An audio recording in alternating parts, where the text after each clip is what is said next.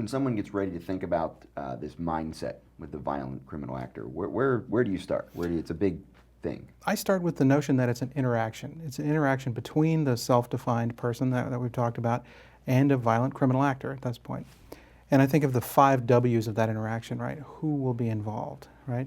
And from the audience's point of view, this is everything from regular Joe, regular Jane, all the way up to somebody who's carrying weapons for personal defense and has assumed a different kind of persona in the world.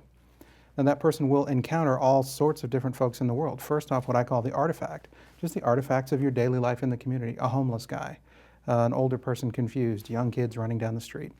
All the way up to, in intensity and an acuity of need to address them, a violent criminal actor, somebody whose purpose is to do you violence to complete what it is that they wanted to do. So that's the who. The what is they're being targeted for violent aggression. Most importantly, being advantaged for dominance. That's positional dominance, relational dominance, all the ways that dominance can be exerted upon you. And then the enactment, finally, of physical violence. That's the what.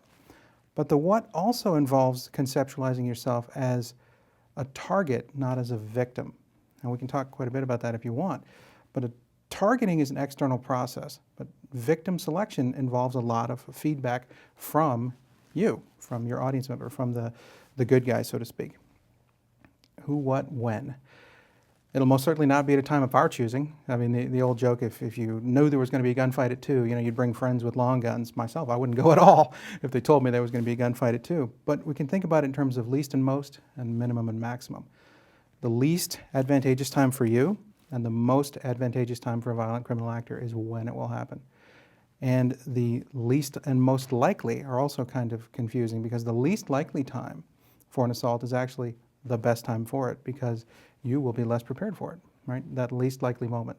That's why break-in robberies are so dangerous. When you get home, there's this natural pause. I'm home, I'm safe, and you're not. Now, where will it happen? It's easy to say that a violent criminal actor can attack anywhere, and we kind of operate under the old rubric of Farnham's Law, that if we just stay away from stupid people, stupid places, and don't do stupid things, we'll be safe. That's not the case, though. Violence can come to us. And why? Why is this encounter happening at all? First off, violence is an intentional act. You can harm someone, you can even use force against someone unintentionally. But to commit violence, it's an intentional act. It's an expression of will. The person committing the violence is expressing their will upon you in a physical form. And those motivations really break down along 2 lines. Instrumental motivation, which is the use of violence to an end. Meaning if I hit you in the head with a socket wrench in order to get your expensive watch, violence is just a tool, just like a shovel is used to make a hole. Expressive violence, on the other hand, is where violence is the purpose, right? Terrorism is the classic expression of expressive violence. The purpose of terrorism is to terrorize, to use that violence. And some of the most virulent form of antisocial criminal aggression is expressive violence, where the point of the crime is to exert violence on someone else. So who, what, where, when, and why, I think are the kind of governing dynamics. And the last why is the why for us, for the good guy, for the armed citizen. Our motivations are really other-directed. Let's say a sense of duty, right? I have a duty to my community. A police officer obviously has a sworn duty. But if I'm an armed citizen, I've assumed a duty, a range of duties. But then it can be self-directed, right? Like a duty might to protect a child is other-directed, but self-directed, I just don't feel that in my community it's good to be threatened by others, and so I want to instill a sense of safety around myself and in and around the community.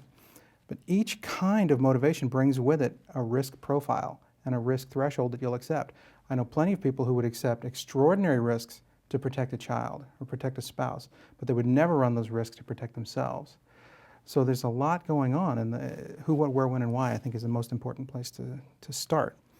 And remember, as Nietzsche said, when you look into the abyss looks into you. And when you think about these decisions, you have to think deeply, because these decisions are feeding back into how you're going to be and how you're going to act in the moment. And so every moment spent planning for this reality, eventual reality, is important.